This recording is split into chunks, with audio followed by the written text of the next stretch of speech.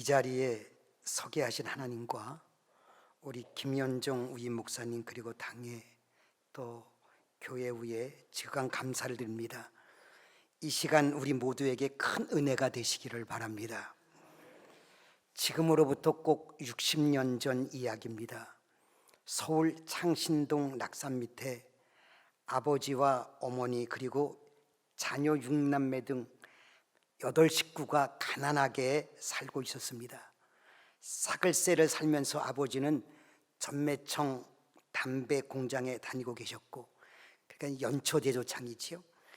어머니는 자녀들 학비에 조금이라도 보태려고 구멍가게를 조그맣게 하고 있었습니다. 근데 이게 웬일입니까? 45살 된 아버지가 간암에 걸린 겁니다. 이 병원 저 병원 다 가봐도, 심지어 대학병원에 가봐도 입원조차 시켜주지 않습니다. 가망이 없다는 겁니다. 엎친 데 덮친 격으로 아버지가 맹장까지 걸렸습니다. 간암 말기라 수술조차 못해서 그 맹장이 터져서 복막염이 됐습니다. 배는 복수가 쳐서 남선만해졌고 눈은 새파래졌습니다.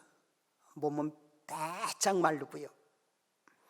한마디로 죽을 날만 기다리고 있습니다. 그런데 그게 다가 아닙니다. 초등학교 4학년 된 넷째 아들이 주일날 어린이 새벽 기도회를 갔다 와서 친구들과 함께 놀기 위해서, 옛날에는 왜 연탄 화덕이라는 게 있었잖아요. 연탄 화덕 밑에 숨겨둔 그림 딱지를 꺼내다가 그만 화덕을 넘어뜨려 그 위에서 펄펄 끓고 있는 국솥을 뒤집어 쓰고 전신 화상을 입은 겁니다. 마치 돼지 삶아 놓은 것처럼 됐습니다. 막 머리에서 등허리에서 살점이 두둑두둑 다 떨어집니다. 한꺼번에 아버지와 어린 아들이 다 죽게 됐습니다. 그렇다고 돈이 있는 것도 아닙니다. 주변에 도와줄 사람이 있는 것도 아니고요. 여러분, 이래도 희망이 있겠습니까? 이래도 희망이 있습니까? 그런데요, 성경은 그래도 희망이 있다고 말씀합니다. 현재 상황에 어떠하든 희망이 있다는 겁니다. 그 이유는 세 가지입니다. 첫째는 우리를 향한 하나님의 생각 때문입니다. 본문 11절을 우리 한번 같이 읽겠습니다.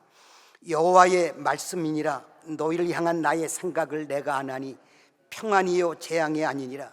너희에게 미래와 희망을 주는 것이니라. 로마서 8장 6절도 같이 읽겠습니다. 육신의 생각은 사망이요 영의 생각은 생명과 평안이니라. 그러므로 여러분, 희망이 없다는 내 생각을 버리고 희망을 주신다는 하나님의 생각을 가져야 합니다. 생사화복을 주장하시는 하나님이 희망이 있다면 있는 겁니다. 하나님이 희망을 주신다면 희망이 있는 것이란 말입니다. 여러분을 향한 하나님의 생각은 재앙이 아니라 평안입니다. 미래와 희망을 주는 것입니다. 둘째로, 예수 그리스도께서 십자가에서 우리가 받을 저주를 끝내주시고 아브라함의 복이 시작되게 하셨기 때문입니다. 갈라디아서 3장 13절 14절을 우리 한번 같이 읽겠습니다.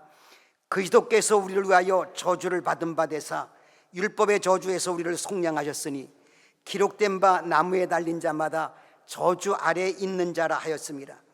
이는 그리스도 예수 안에서 아브라함의 복이 이방인에게 미치게 하고 또 우리로 하여금 믿음으로 말미암아 성령의 약속을 받게 하려 함이라. 이 말씀에 보면 예수님이 저와 여러분이 받을 저주를 십자가에서 대신 다 받으셨다고 하십니다. 더 나아가 아브라함의 복을 주신다고 하십니다. 여러분, 이 말씀을 꼭 믿으시길 바랍니다. 예수님이 십자가에서 저주의 문제를 끝내주시고 아브라함의 복을 주시고 계심을 꼭 믿으세요. 그리고 연약한 우리를 도우시기 위하여 성령님까지 보내주셨음을 믿으시기 바랍니다. 여러분, 예수는 소망 그 자체이십니다. 예수를 믿는 자는 누구든지 큰 은혜를 받게 되어 있습니다. 마태복음 4장 12절에서 16절 말씀을 우리 한번 같이 읽겠습니다.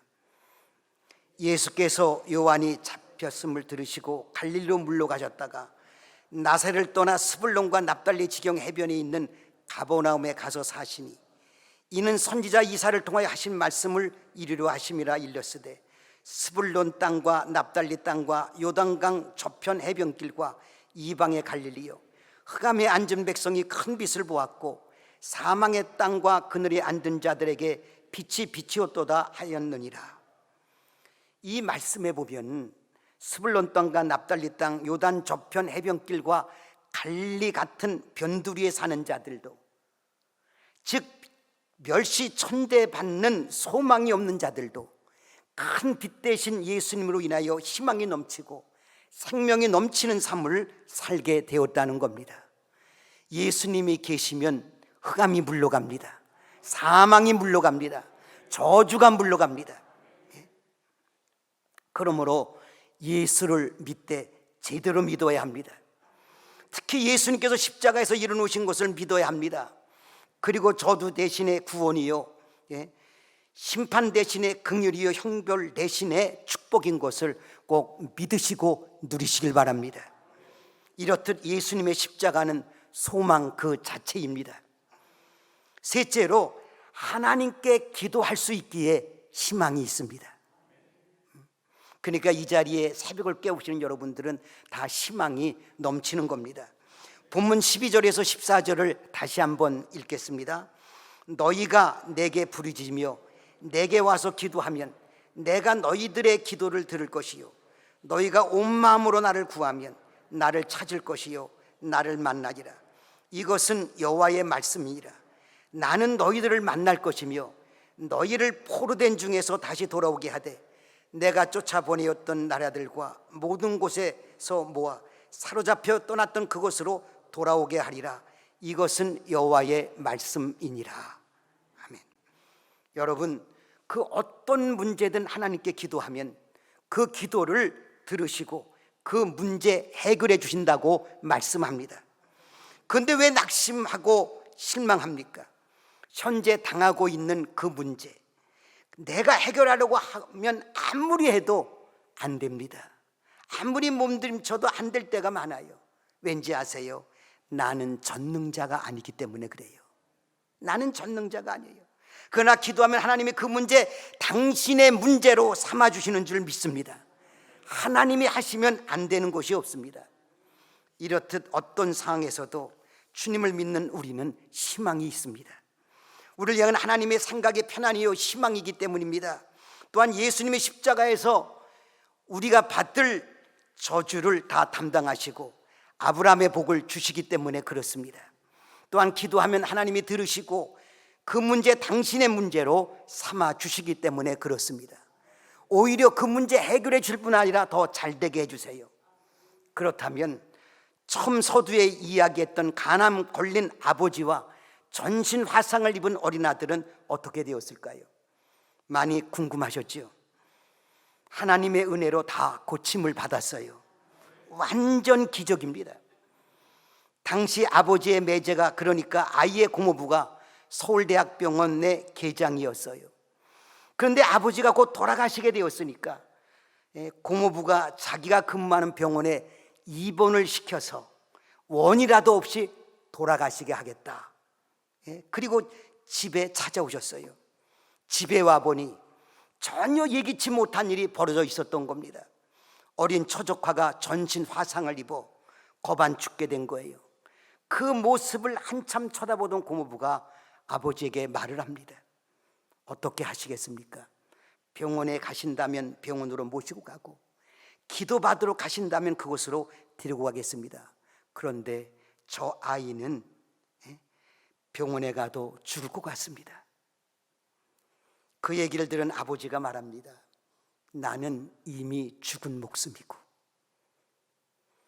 그 어떤 병원에서도 받아주지 않는 죽은 목숨이고 저 아이도 병원 가도 죽을 것 같으니까 기도받으러 가겠네. 하나님이 살려주시면 주의를 할 것이고 데려가시면 천국에 가겠네. 이렇게 하여 당시 뱅게던 권사님이 인도하시는 신유재단에 갔습니다. 근데 노래하지 마세요. 아버지는 단 한 번의 안수기도로 말기암과 복막염이 흔적도 없이 나았어요. 그거 신통하지요. 그 암덩어리를 어떻게 처리했는지 몰라요.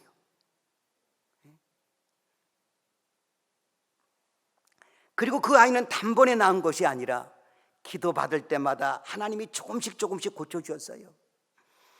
아이의 병세가 얼마나 중했던지 새들어 살고 있던 주인집 아주머니가 그 아이를 보고서 어머님께 그렇게 말을 해요.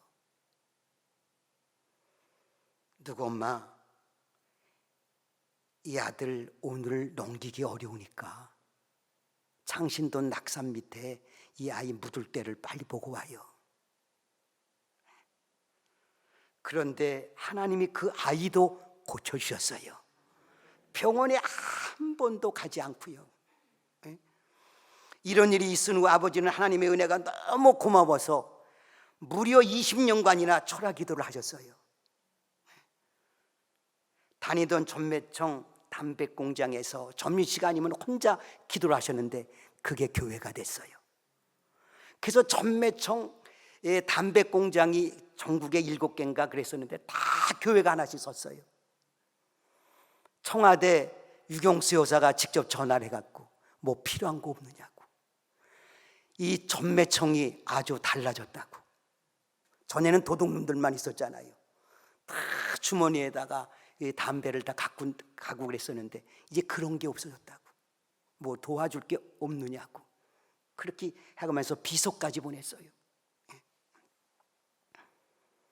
그리고 후에 목사님이 되시고 거기서 전매청에서 공무원 월급 받으면서 목회하시다가 은퇴하시고 교회를 또 세우셨어요. 그리고 그 아이는 이제 너무 큰 화상을 입었으니까 머리에 머리카락이 없는 거예요, 한쪽이. 그런데 하나님께서 그것도 그 기도도 들어주시고 머리를 심어주셨어요. 그래서 군대까지 갔다 오고 후에 신학을 전공하여 목사가 되었어요. 여러분, 그 아이가 누구냐면 바로 저예요. 그 아버지는 저의 아버지고요. 이렇듯 하나님만이 희망이요 살 길입니다. 우리가 사는 세상에는 고생이 많고 문제가 많은 현장입니다. 그래서 희망이 사라질 때가 많이 있습니다. 낙심하고 좌절할 때가 많습니다. 그래서 사람들은 절망 속에 헤매다가 자포자기하고 심지어 목숨까지 끊곤 하지요. 그러나 우리 믿음의 사람들에게는 희망이 있습니다. 왜냐하면 우리를 향한 하나님의 생각이 재앙이 아니라 편안이기 때문입니다. 희망을 주는 생각이기 때문입니다. 예수님께서 저주의 문제를 해결해 주시고 아브라함의 복을 받게 하셨기 때문입니다. 그리고 기도하면 하나님이 들어주시기 때문에 그렇습니다. 사랑하는 은성의 성도 여러분, 현재 여러분의 처한 상황이 어떻든 주님이 주시는 희망을 가지고 오늘 아니 평생을 힘차게 주님과 함께 살아가는 여러분 될 수 있기를 간절히 축원합니다. 기도하겠습니다.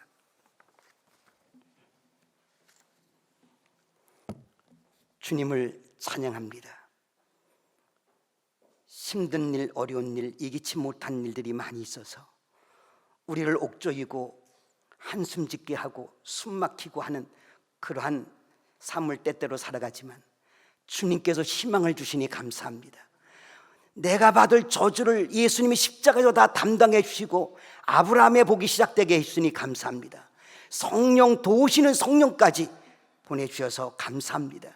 하나님 아버지, 또한 이제 우리에게 기도의 길을 열어주시니 너무나 감사합니다. 이 시간도 주님의 은혜로 날마다 절망이 희망이 되게 하여 주시고 희망이 현실이 되게 해 주시는 주의 역사만 힘입고 나가는 우리 모든 은성의 성도님들에게 인도하여 주시옵소서. 예수님의 이름으로 기도하옵나이다. 아멘.